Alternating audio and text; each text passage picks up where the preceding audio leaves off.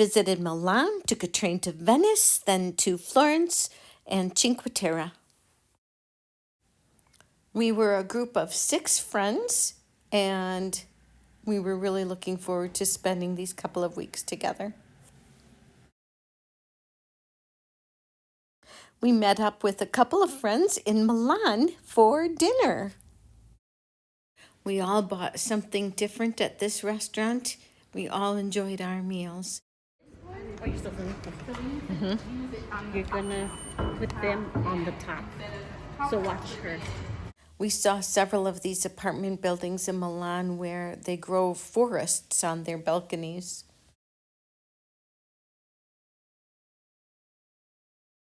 The western branch. Lake Como is a very big lake, you will see.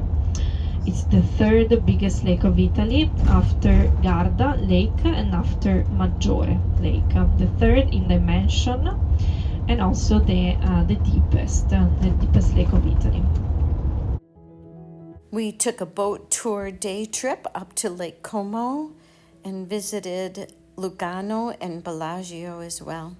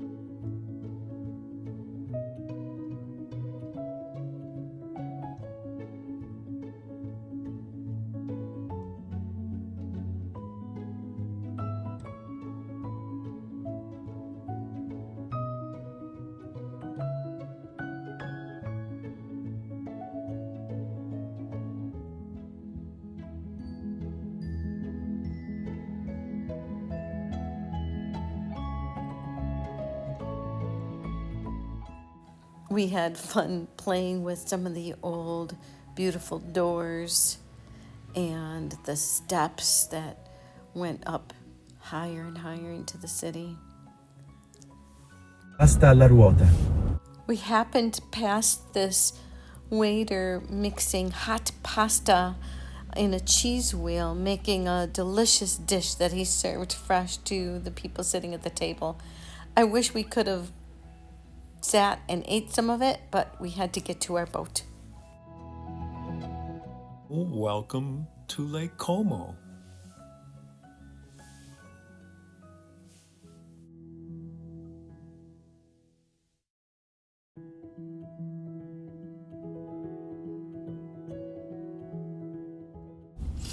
Our bus stopped at Lugano, Switzerland, and we wandered through the streets looking for delicious ice cream, markets, and trying somehow to find the famous chocolatier. And we did. Lugano is a city in southern Switzerland, and it's very largely Italian speaking. It has a Swiss Mediterranean mix of cultures. The city stands on the northern shore of a glacial Lake Lugano. It's surrounded by mountains.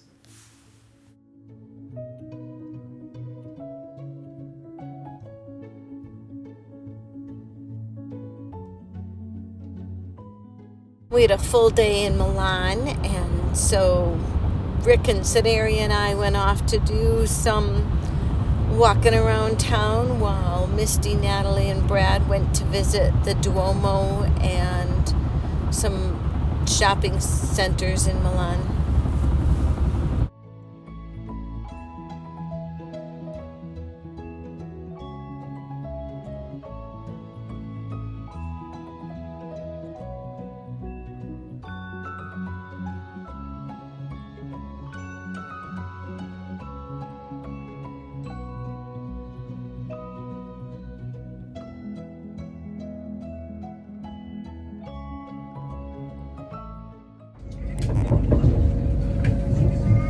Here we go, we're on the train, leaving Milan Oh, there's one over there. and heading to Venice. Okay.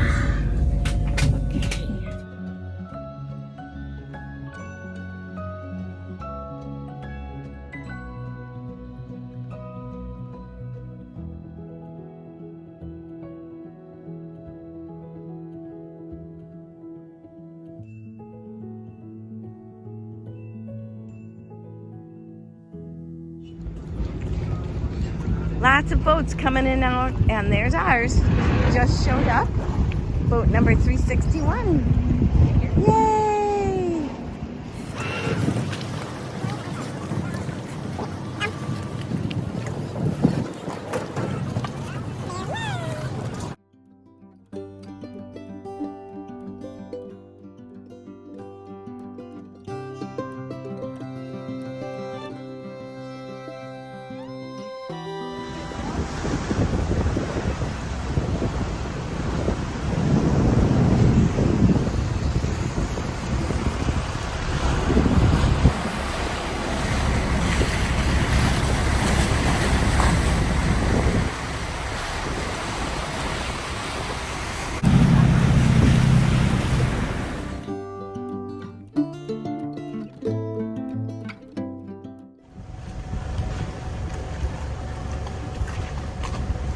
And I guess they're made in such a way that they're angled so that when they stand up, it evens out.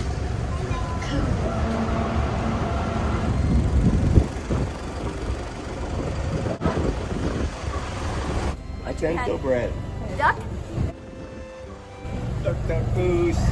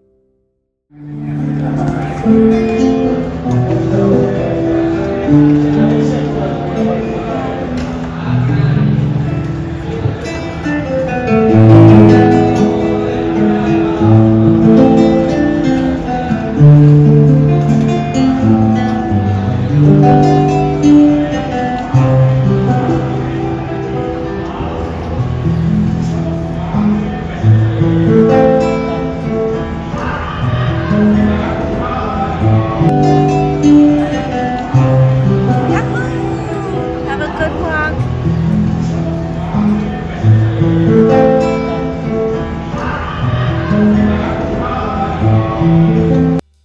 I read about a bookstore in Venice that you could find that was very unique, and sure enough, we found it. The rumor that we heard was that the owner of the bookstore had trouble with the water coming into the store and getting the books wet. So he started putting the books in boats and gondolas and wash tubs and bathtubs, anything that he could find in abandoned buildings nearby. And eventually it just became part of the store and a feature of the store. There are books from all around the world at this place. I was able to buy one book for each of my granddaughters. If you ever visit Venice, don't miss the Libreria Acqua Alta. After going our separate ways for the day, we all met back up at this wonderful restaurant that was owned by our Airbnb's owner's husband. And we had so much fun. The waiters were great. The food was delicious. The ambience was terrific. And the dessert was tasty.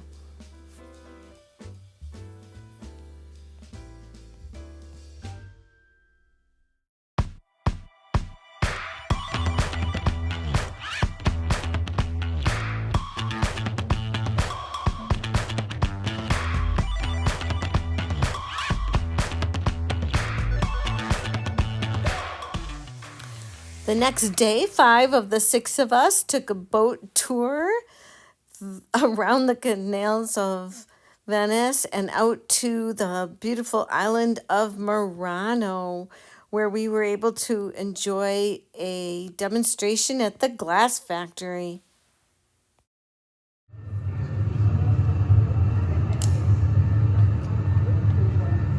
Allora, se volete fare foto video here non c'è problema. The videos that is no more at all now are called deep cooling ovens. They start from a temperature of 500 Celsius degrees and then they slowly decrease until the temperature of the earth. This process here must be done just because the glass needs to cool down extremely slowly, otherwise you will get a thermal shock and break apart in 1,000 pieces. Invece questa tecnica si chiama lavorazione alla prima. Have only 90 seconds to work with the glass before it gets too hard.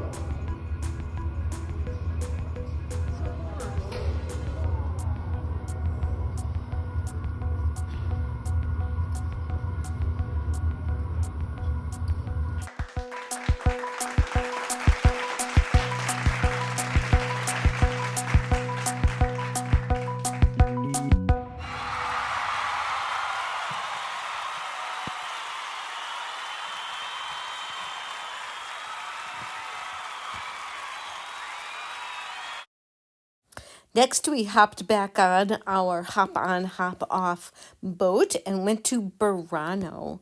And a story I heard was that the houses are all painted these beautiful, brilliant, bright colors because the fishermen wanted to be able to know which house was theirs as they were coming in from long weeks of being gone fishing.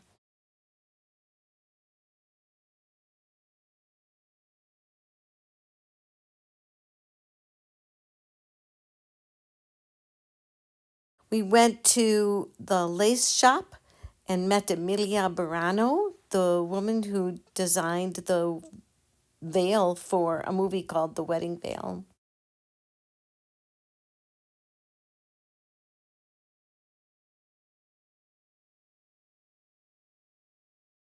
Back at the mainland, we walked around and found a place where we could catch a ride on a gondola.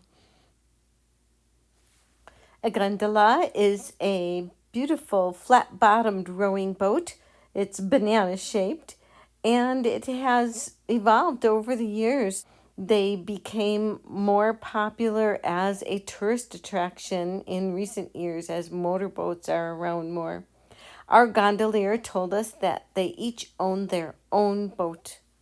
We enjoyed gelato and then took some pictures on the Rialto Bridge and met up with our friends for dinner at a nearby restaurant.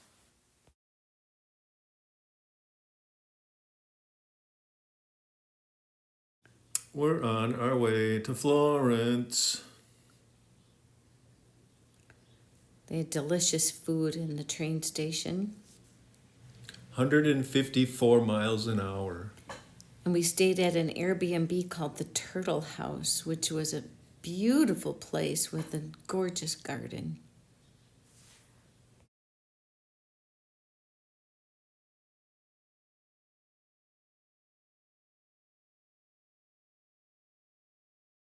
The Ponte Vecchio Bridge in Florence. These are some of the famous love locks. Couples put their initials on a lock, they padlock it to the bridge, throw the key into the river, and it symbolizes eternal love. We walked from our Airbnb, the Turtle House, about an hour and a half through Florence and headed over to the train station. On the way, we were able to enjoy a lot of the beautiful architecture, saw some of the, there's Bata's name. Next train to Cinque Terre.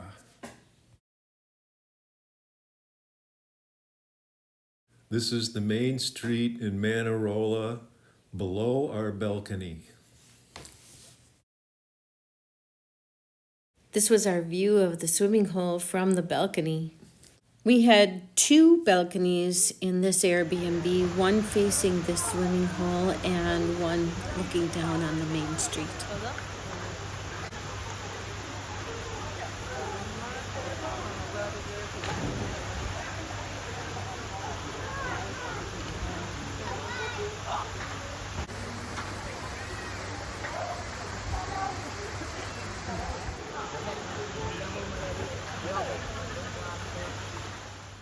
We had a really good view of this rock from our balcony, and there were people jumping and diving from morning until just sunset, just about dark.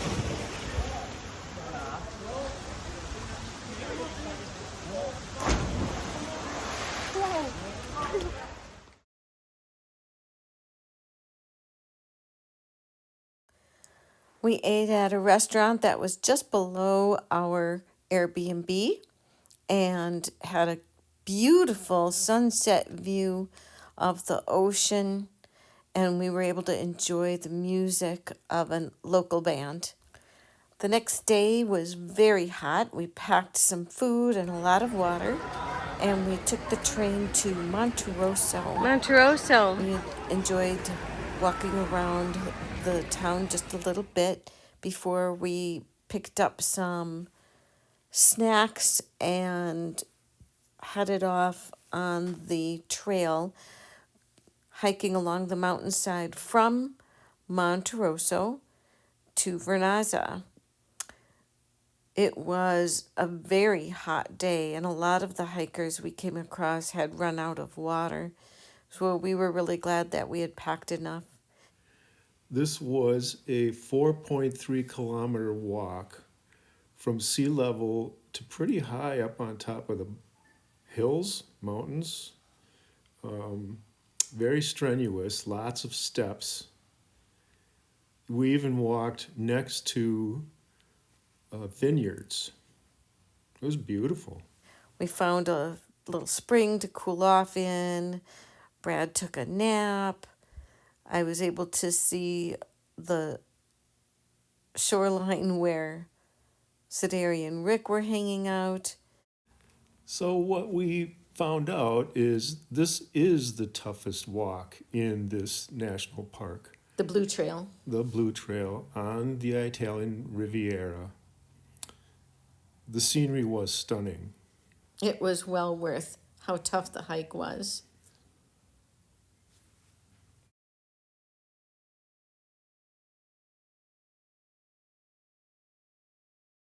And when we made it to Vernazza, we immediately got some gelato.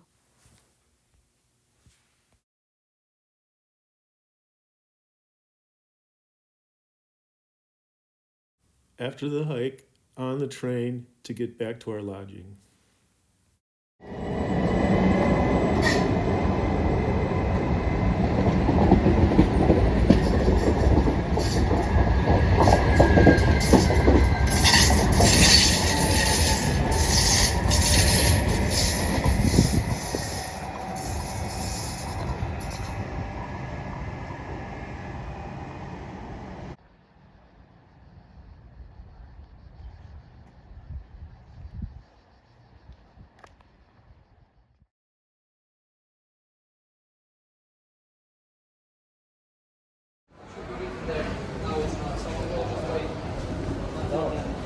Maybe not. Well, you could get up